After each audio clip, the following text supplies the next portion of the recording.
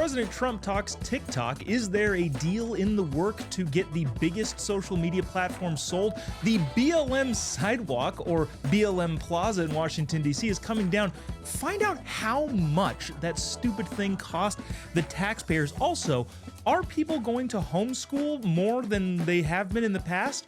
Well, numbers are climbing, and I wonder why that is. All that and more coming up on this episode of Turning Point Tonight. My name is Joe Bob, and together we are charting the course of America's cultural comeback. Thanks so much for tuning in. This is Turning Point Tonight.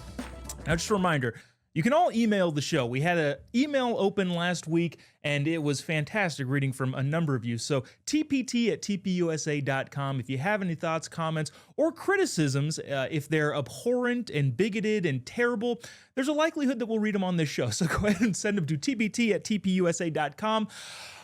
What we have to talk about today, I think, is fascinating. We have Alex Clark, who's going to be joining us in just a quick second, but I want to set this up. A lot of people, especially watching this show, I don't think watch the show that we're going to talk about, but here's why I think it's important. There's a show called White Lotus on HBO or Max or whatever the heck they call their streaming service nowadays that is massively popular. It's not so much in the conservative world, which is why I think we need to talk about it, but it has a huge impact on society as a whole. The other week, last week specifically, there was an episode of White Lotus in which one of the characters came out as a Trump supporter. Oh no. I thought it was fascinating watching it, and I'm sure Alex has some commentary and some insight on that as well. So without further ado, let's bring in Alex Clark, host of Turning Point's Culture Apothecary. Alex, I don't know why I keep wanting to say cultural, but Culture Apothecary podcast, one of the biggest, fastest growing podcasts on the internet streams at the moment. Alex, thanks for joining us. Thank you for having me. I love White Lotus, so any excuse to talk about it is good with me. Exactly, yeah. So let's do this. Let's play this clip. We'll watch it. It's rather long. It's 90 seconds. And we will discuss the moment when one of the main characters comes out as a, kind of as a Trump supporter. Watch this and we'll discuss. I get a lot out of going to church. I love the people. It's very moving. I didn't know you went to church. Oh, yeah. We go every Sunday. Yeah, ever since we moved to Austin. Is it like a real Texan church? Like with Bible thumpers and... Well, the people are, more conservative than like LA people or like New York. Mm-hmm. Is that weird for you? Why would it be weird? I don't know. If I was just around a bunch of Texans who voted for Trump, I guess I'd just feel a little alienated. They're nice people. Really good families. Cool. But do you ever talk politics with them? Sometimes. It doesn't get awkward? Why would it? Because. Wait. Are you a Republican? No. Oh, okay. I'm an independent. But Dave is. An independent? Mm-hmm. Since when? You didn't vote for Trump, though, did you?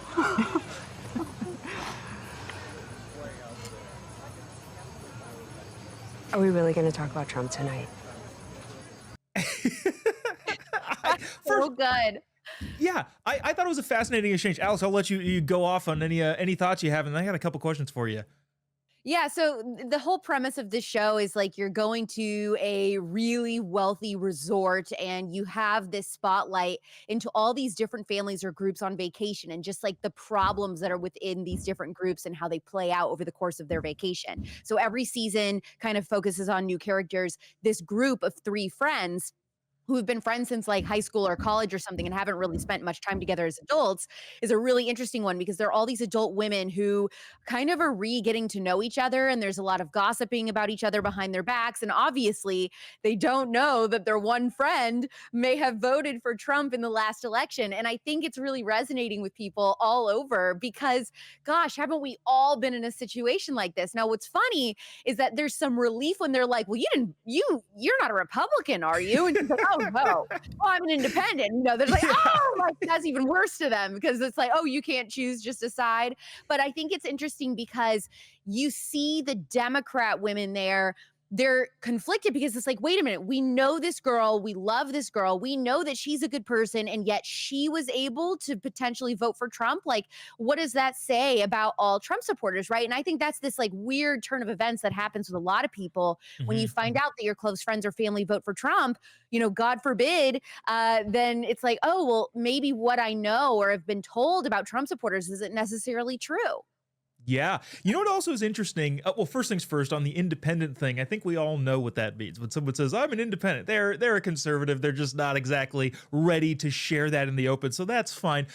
This is what I thought was fascinating, and not to dig too far into this show, but the two other girlfriends, one is divorced and kind of struggling, living in New York. The other one's lives in LA and is an actress and married some guy who's 20 years younger than her.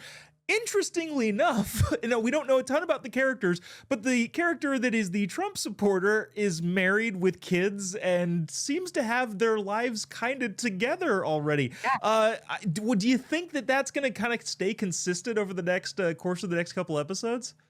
Oh my gosh. Well, this was like a huge bomb to drop in this friend group. So I'm very excited to see now what is going to happen because it isn't only those two ganging up on the Trump supporter. All of them have been talking about each other behind each other's backs. So it's like, we don't know where the true alliances actually lie. But if you've never watched White Lotus, I mean, it's such a fun show because you just kind of get to be a fly on the wall for people's secret problems. And they, on the outside look like they have it all together, but they're really falling apart, and that's what makes this show so good and why it's won so many awards. So just so people know how big of a deal this show is, 9.3 million people on average watched every episode in season 1. That jumped to 15.5 million for season 2 on average per episode. You don't get more than a couple million on any real given TV show ever anymore. So 15.5 million is a huge number. Zoom out past the show a little bit, and I'm curious your take because you've been in this cultural world for a really long time. What that clip said to me was kind of a statistical evidence of, well, conservatives generally have way more liberal friends than liberals have conservative friends. You kind of being in the artsy world, in the cultural world, can you kind of talk about your experience kind of in that vein? I'm sure you've got lefty friends, but I'm curious, do you think your lefty friends have conservative friends outside of you? No, they definitely don't. And what's interesting is like, so in that clip alone, Joe Bob, that woman who is the Trump supporter, she knew obviously going into it that her friends were Democrats. She had no problem with it. They are the ones who brought this up and were like confused, like, oh, you go to church? Wait a minute. You didn't vote for Trump, did you? And then they were all like super, concerned about it. And she was like, oh yeah, like we're just having a dinner, like no big deal. To her, it didn't matter that they had different views, but you can see how to the liberal friends, it greatly mattered. But yeah, I would say, it's interesting is that before the MAHA movement, the Make America Healthy Again movement, which I'm a part of, all of my friends that would be more liberal kind of dropped me. And then a lot of them started to kind of flock back in this last election because so many people like her voted independent or something, or ended up voting for Trump based on the MAHA topic. And so now they're kind of like all in on my show and what I talk about on a day-to-day basis. And they're like, well, I don't know that I agree with Alex on everything, but I definitely agree with her on the health stuff. So they're all coming back around. It's so interesting how different already the Trump admin this time around is compared to before, the Trump presidency this time around compared to before. It's like, 70-something% of the country voted for Trump. So statistically, yeah, any big group dinner with friends or family, you're going to have a lot of Trump supporters there, whether they're admitting it to you or not. And likely a lot of them are probably pretending like they didn't, and they totally did, because otherwise you couldn't explain the numbers in this election. Yeah, no, that is fantastic to watch unfold in front of our own eyes. Speaking of the Trump administration, there's been talks for a while now in conservative movements about getting rid of the Department of Education, to which a bunch of the libs are screaming about of, oh no, this is terrible. But the Trump administration is talking about getting rid of the Department of Education. Government schools have been failing upwards of for the last several decades.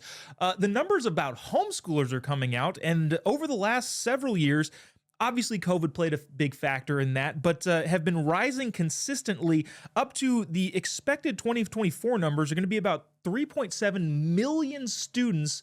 School-age students are likely to be homeschooled in the country. 72% of people who say they're homeschooling the kids are dissatisfied with the academic instruction in traditional schools. 75% want to provide more moral instruction. Alex, what does it look like over the next, decade of parents who are choosing to homeschool their kids instead of entrust them into the government woke schools?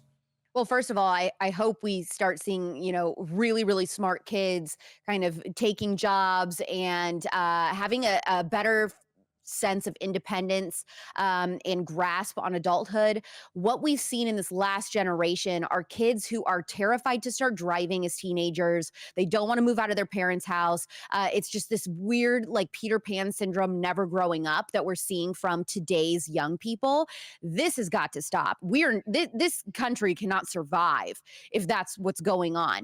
And I would say, as far as the learning environment that we've kind of cultivated over the years in American public schools, if you were to take a plant and put it in the same environment that we are expecting kids to thrive and learn in a public school setting, that plant would die.